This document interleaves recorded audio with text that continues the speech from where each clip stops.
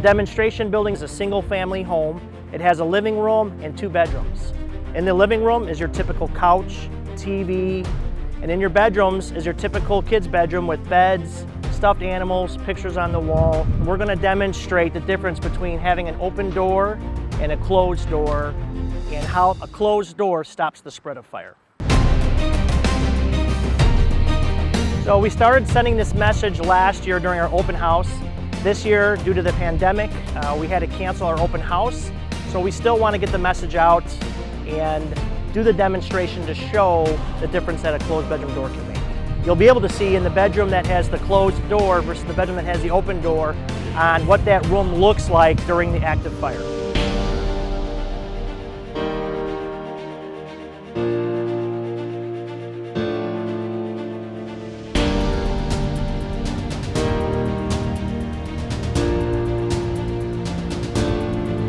What we have in front of us is a makeshift house.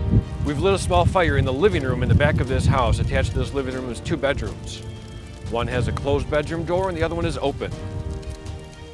You can already see flames beginning to bubble up from behind the couch in the living room, and smoke is filling the bedrooms. But it's already becoming hard to see the bedroom on the right with that open door as the smoke fills in.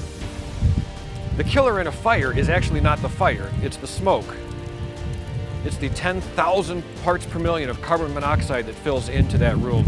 On the left side with the closed door, the carbon monoxide will not reach above 100 parts per million, which is survivable. 10,000 is not. The other major difference is the temperature. House fires burn at over 1,000 degrees.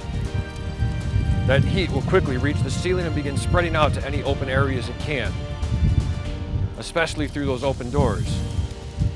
Behind that closed door, the temperature will not reach over 100 degrees. Again, survivable versus not survivable. The problem with current house fires is that all of our furniture and flooring and window coverings are all made of plastic. Plastic is basically gasoline put into a solid form, which burns very fast. A house fire will double at least once every minute once the fire is started. An average fire department response time is 4 to 6 minutes from the time of the call until they are on the scene, ready to move into the house to start putting out the fire. Every closed door in this house reduces oxygen flow to that fire, making it harder for that fire to spread and double every minute. Every Bartlett firefighter is trained to control the doorways and openings in a house, both on the exterior and the interior, so that they control that oxygen flow and reduce the growth of that fire from every minute that they are on scene. But fire grows so fast, we need your help to do this before we get on scene. And a closed door at night helps control that fire. You can see that the room on the right is losing complete visibility, and I can still see the room on the left. The door is clear on the back. The fire has obviously made it far enough into that room on the right that it has melted the plexiglass that we have secured to the front of this building. The black, thick smoke means that it's got a hole, it's burning those plastics, and it's just filling that room and consuming it. And yet there's still nothing coming out of the room on the left. Firefighters wear self-contained breathing apparatus so that they can breathe in toxic environments. Obviously, you don't have the funds or the resources. You can see under the door on the left right now that we do have what we call flashover. The entire living room is now engulfed in flames from the floor to the ceiling, and the room on the right is very close, and it may not be visible with all that thick black smoke that's pouring into the room on the bedroom on the right. The firefighters are now on scene and beginning to put out the flames. You'll see more white smoke coming out. That's the steam that's finally converting the fire into steam, making progress on putting out the fire. And the heat continues to come out of that bedroom on the right, just disintegrating that plexiglass.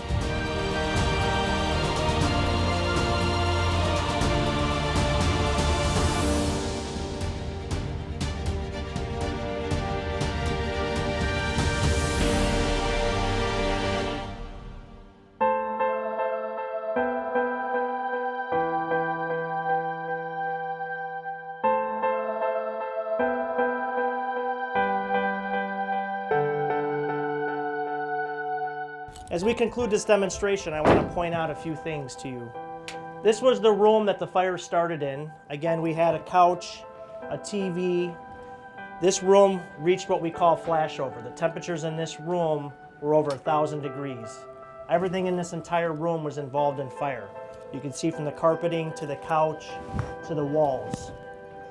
As we move on to the bedroom that had the door open, you can see the stuffed animals are melted. You can see the items on the wall either fell off or are also melted. Again, this room reached over 1,000 degrees. This room was unsurvivable. You would not have survived in this room.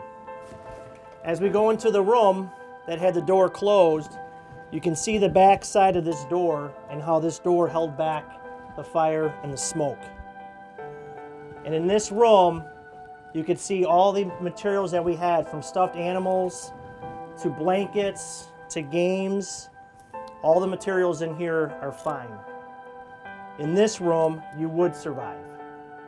Again, it's 1,000 degree difference from what's outside in this room to what's inside this room. 10,000 parts per million of CO, 100 parts per million of CO. Again, this room is survivable. Thank you for watching our demonstration today. Hopefully you see the importance of keeping your door closed at night when you're sleeping. Again, be safe and close before you doze.